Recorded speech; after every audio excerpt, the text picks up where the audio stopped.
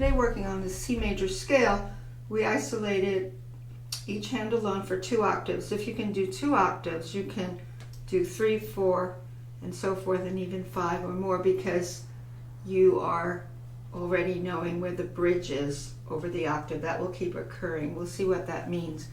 We start with quarter notes, and we play, the thumb is the lightest finger, and I'm playing subdivided beats, like 1 and 2 and 3, thumb here, and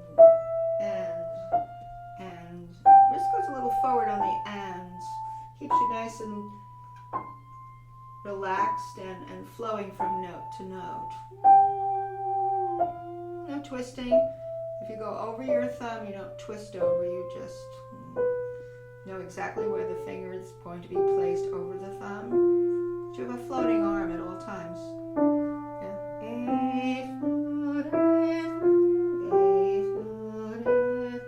Thumb is a little ahead of itself in terms of its preparation.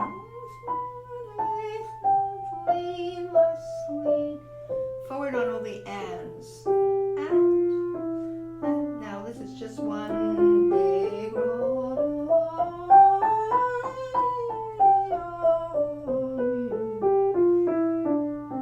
Think of dragging the notes. Drag.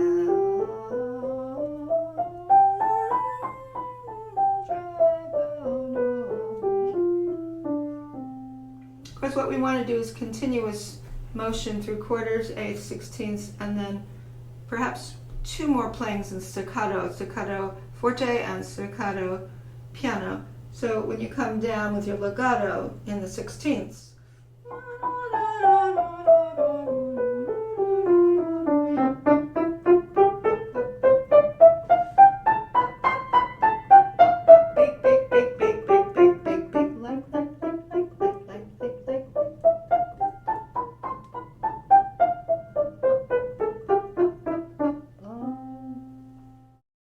you also could do a crescendo in the staccato, starting soft to a bit louder here and then falling back.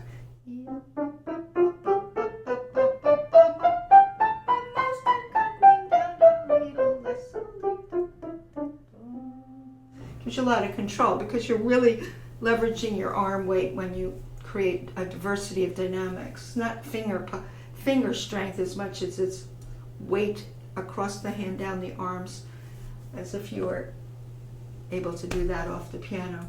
You were pushing with pure weight of your body, of your arms.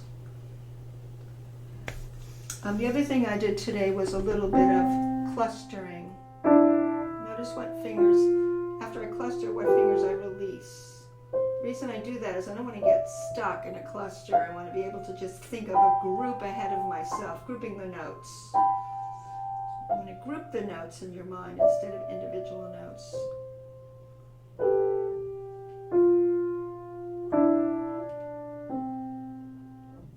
You can also do rhythms.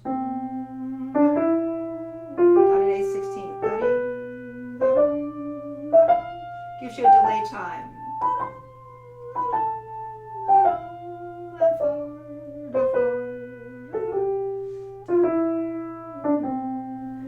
So just roll through these scales with very relaxed arms and supple wrists, so that when you just roll through the 2 octaves,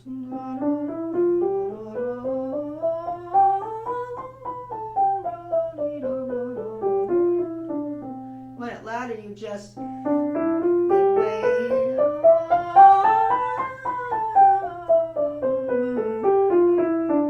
instead of this pokey finger kind of not robotic but lyrical. Very lyrical. Or crescendo from very soft to bigger. If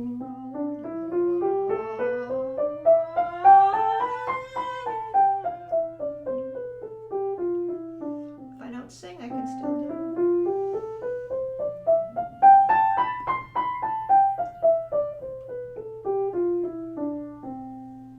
But I always like to sing because the singing model helps me configure the shape of the scale, and then I need to just internalize it.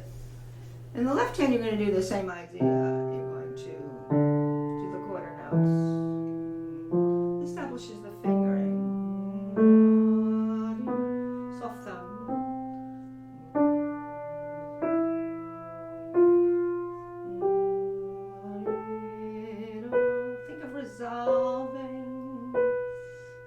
always ahead of itself in terms of its placements. So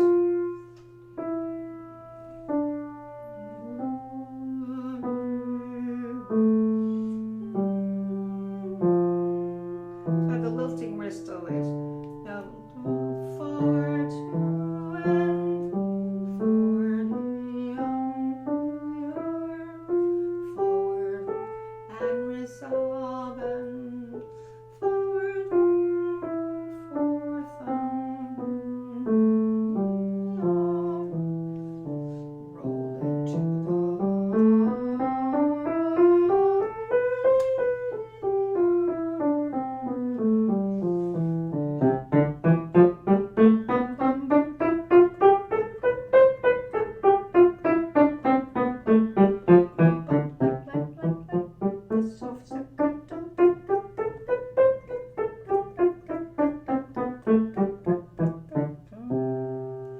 Now the challenge in playing, that clarifies the fingering, also teaches you how to very, very relaxingly sweep your thumbs under these tunnels.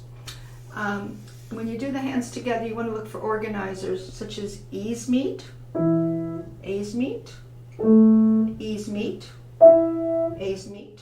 Just 2 octaves coming down. A's is a perfect fourth here. Up, down a fifth, down a fourth. I also want to know all the C's. What happens here? 5-1, thumbs together in the middle. 1-5, thumbs together in the middle, and framing 5-1. These are little internal organizers that when you want speed later, your brain embeds these organizers. One very critical place is the cross over the octave where you have 2 octaves. If you had 3 or 4, you would also want to know what is happening when you go across each octave. In the right hand, if you walk up to the 7th note, you have a 4.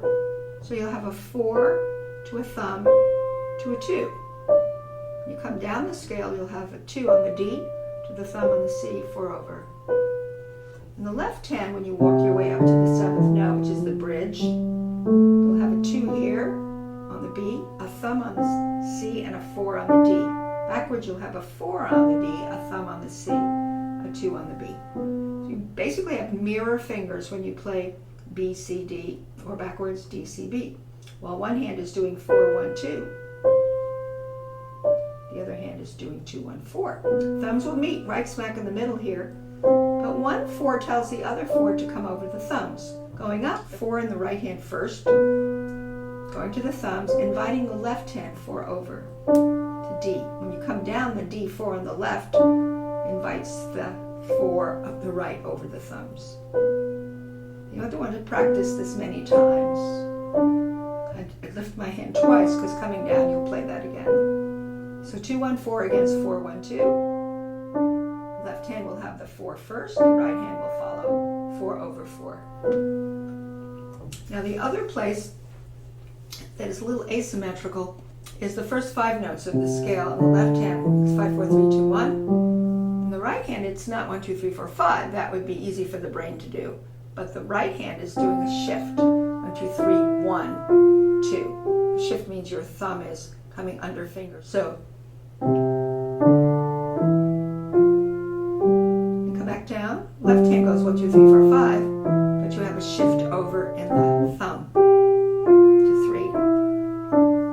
Together, you can see you'll still meet with your 3s on E, which you defined when you played all of your 3 points between the hands. At the very top of these 2 octaves, you'll have 1, 2, 3, 4, 5. The left hand will not be 5, 4, 3, 2, 1. It will be at this juncture 2, 1, 3's meet on A. Coming down, 5, 4, 3, 2, 1 in the right, but the left hand has a shift, which is 1, 2, 3, 1. So when I play this scale, I think of all of these organizers. What I might do is this. 3's, 3's, bridge. 3's, 3's, 5, 1. 3's, 3's, bridge. 3's on A, 3's on E, and the only thing I left out was this. Just to remind myself of that.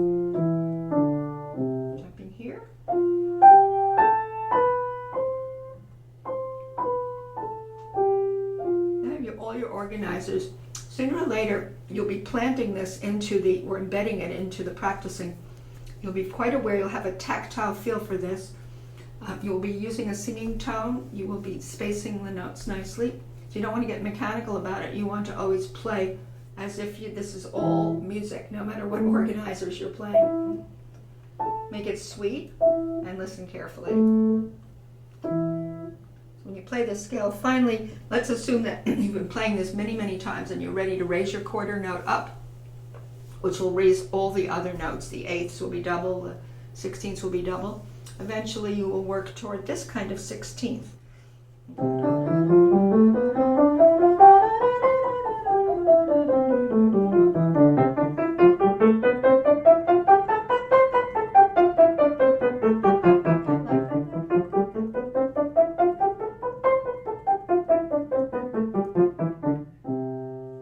And you also might want to work on a little bit of crescendo.